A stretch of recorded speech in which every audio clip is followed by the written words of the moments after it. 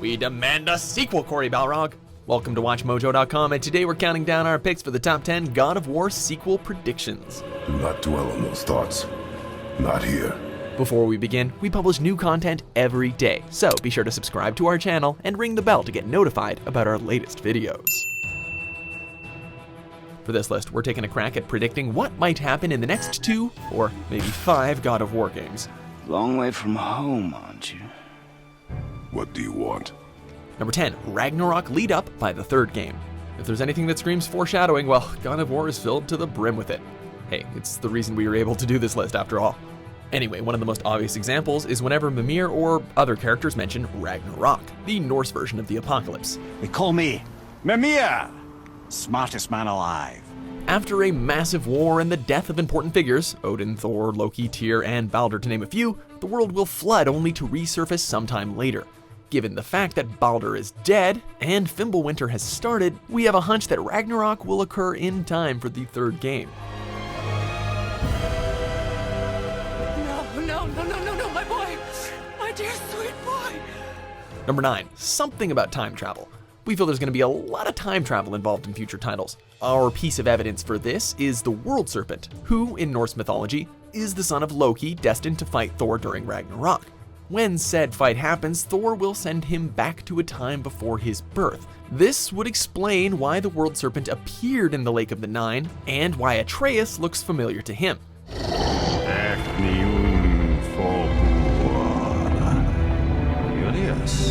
What is it?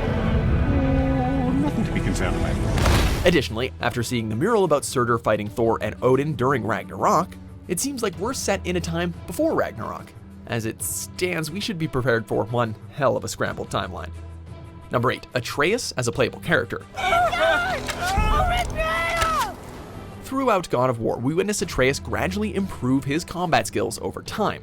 Most of it comes from our abundance of experience points, but he improves nonetheless. Knowing that the next game won't be around for another few years, it's safe to assume that we'll see Atreus as a teenager. At that point, we'd imagine that his skills will have significantly improved, which would make him an interesting character to maybe play as. Let's take him! Boy!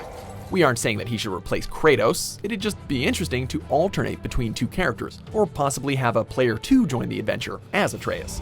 Wait!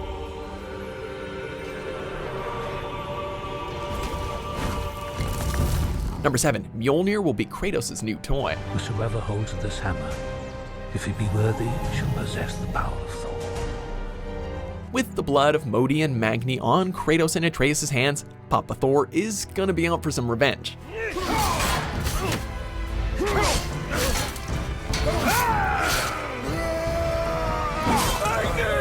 Of course, we can expect the Ghost of Sparta to emerge victorious from this fight too. Not only will this put us one step closer to Ragnarök, but it could lead to a new toy, Mjolnir itself.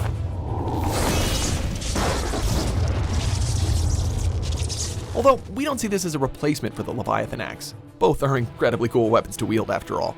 However, you could create different elemental puzzles that require Mjolnir's lightning powers. Given the immense power that Mjolnir holds, you could get really creative with the runic abilities and attack combos. Or maybe Atreus gets to wield the mighty hammer? That'd be cool.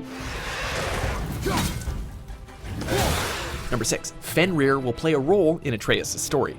The World Serpent was one of the best characters in the game, but now that we know he's Atreus' son from the future, when will Fenrir make an appearance? One of the murals in Jotunheim showed a pack of wolves surrounding Atreus. One of these wolves is most likely his son, Fenrir the Wolf Beast. He'd be a crucial part of the story too, especially since in the lore he's destined to kill Odin during Ragnarök. This is our story. That's a pretty crucial detail if Sony Santa Monica plans to keep up the accuracy to the source material. Unless, of course, Fenrir will end up having a slightly alternate destiny. Number 5, God of War versus God of War. In our eyes, Kratos will always be the God of War. However, in Norse mythology, our jerk of a king Odin takes the title after killing Tyr, who served as the Nordic God of War. I can't believe Odin and Freya were ever married. Love and hate are more closely intertwined than you might imagine. That being said, we have a feeling that one of the sequels will be titled God of War vs. God of War. Anyway, maybe not exactly like that, because that's super lame, but whatever. For instance, Odin hates the giants and they him. Either way, it would be fitting of the imminent battle between Kratos and Odin, whichever game that ends up happening in, whether it be the second, third, fourth, fifth, whatever. Besides, he's definitely not going to be happy that we killed all of his birds. Number 4, Artemis Returns. Go with the gods, Kratos. Go forth in the name of Olympus. While the entire Greek pantheon has been decimated all to hell, not every god was actually killed by Kratos. One notable survivor is Artemis, who had a brief presence in the first God of War. She bestows Kratos with the Blade of Artemis, only asking that he fight for the gods in return. Spoiler alert, he did the exact opposite.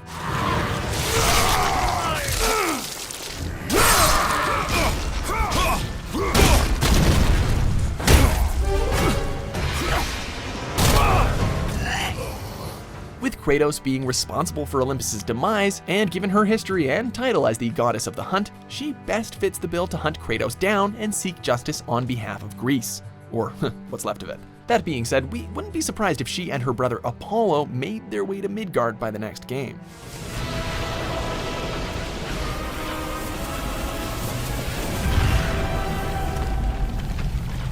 Number 3, cameos from other pantheons.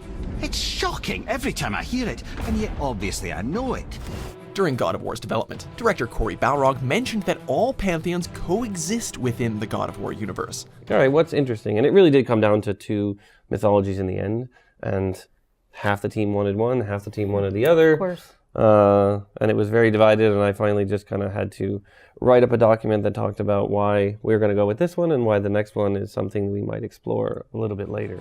This idea would be solidified when Kratos and Atreus venture into Tyr's vault and find an assortment of artifacts from different mythologies. It's most likely that we'll see other gods enter the story then, whether it be from Egyptian or maybe the Mayan gods. Enough distraction. Do not forget why we are here. Both of the aforementioned pantheons have been teased by a late-game mural, so it'd be interesting to see how those mythologies will be introduced into the story. Number 2, Kratos is Tyr. I have nothing more to hide. Yeah, we hear your thoughts. How can Kratos be Tyr if Odin has already killed Tyr? Well, that's the problem. Throughout the game, we see murals that can predict the future or explain past events. However, we're never told when exactly these events have happened, unless specified. Even Mimir doesn't have a clue. Judging from the depictions of Tyr across the murals, he and Kratos share a lot of similarities. Both have traveled between realms, which would explain how Kratos got to the Nordic world, and both sport magnificent beards. Indeed. Maybe this is something even Kratos knows nothing about. Maybe Kratos is destined to bring peace to other pantheons? Well, okay, maybe not that last one. Number 1, Atreus betrays Kratos. This is what our previous entries have been leading up to. So, bear with us for a second. Atreus knows that Kratos killed his own father, but doesn't know that he left a trail of destruction in his wake. Come on, we gotta go! You saw. There's no time, look!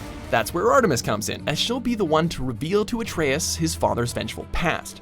Kratos has already triggered the events leading up to Ragnarök by killing Baldur. So, to prevent his father from repeating the cycle, Atreus seeks his future son Fenrir about the ability to send beings to the past, something that requires gods from many other pantheons to accomplish. Is this how it always ends?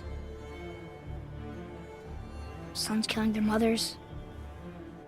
Their fathers?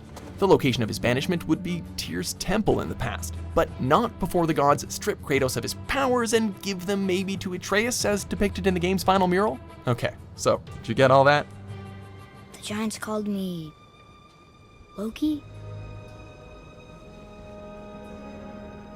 Loki.